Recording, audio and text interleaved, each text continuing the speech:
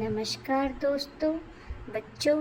तो आज मैं आपके लिए लेके आई हूँ गणेश जी और मूषक जी की कहानी।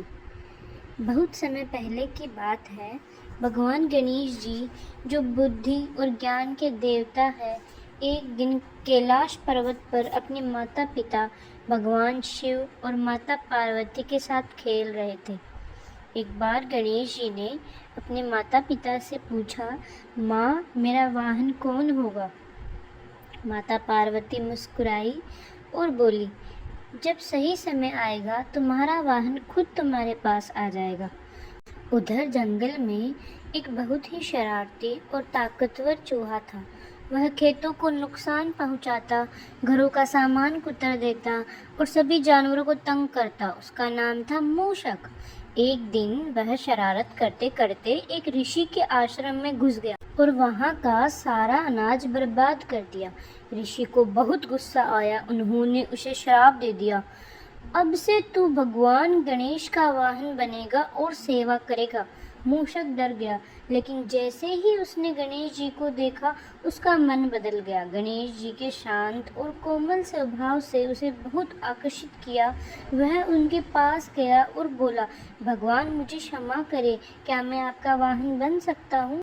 गणेश जी मुस्कुराए और बोले, जरूर, लेकिन पहले तुम्हें विनम्र बनना होगा और दूसरों की मदद करनी होगी।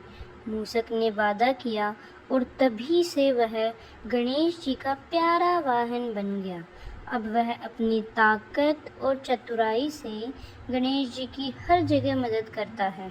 कहानी से सीख ये मिलती है हमें दोस्तों, घमंड नहीं करना चाहिए। सच्चे मन से माफ़ी मांगने पर भगवान भी क्षमा कर देते हैं। जो पहले गलत थे वो भी बदल सकते हैं। तो बच्चों, मैं आपको एक और कहानी सुनाती हूँ, गणेश जी और मूषक की दौड़। बच्चों के लिए मनोरंजन और ज्ञानवर्धक कहानी। एक बार की बात है, भगवान शिव और माता पार्वती ने अपने दोनों बेटों गणेश जी और कार्तिकेय से कहा, हम एक प्रतियोगिता रखना चाहते हैं। तुम दोनों को पूरी पृथ्वी की परिक्रमा करनी है। जो पहले वापस आएगा उसे विशेष इनाम मिलेगा। कार्तिकेय तुरंत अपने वाहन पर मयूर पर सवार होकर उड़ गए। वे तेज थे, बहादुर थे और उन्होंने जल्दी जल्दी पूरी पृथ्वी का यात्रा शुरू कर दी। लेकिन गणेश जी का वाहन तो था मूषक, एक छोटा सा चूहा। मूषक जी बहुत दुखी हो गए।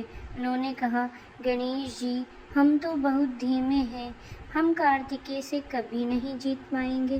गणेश जी मुस्कुराए और बोले, मूषक जी, शक्ति से ज़्यादा जरूरी है बुद्धि और समझदारी। चिंता मत करो, हम भी जीत सकते हैं। फिर क्या था, गणेश जी ने माता पिता शिव जी और पार्वती जी के पास जाकर 3 बार उनकी परिक्रमा की। माता पिता हैरान रह गए। उन्होंने पूछा, गणेश, तुम पृथ्वी की परिक्रमा नहीं कर रहे?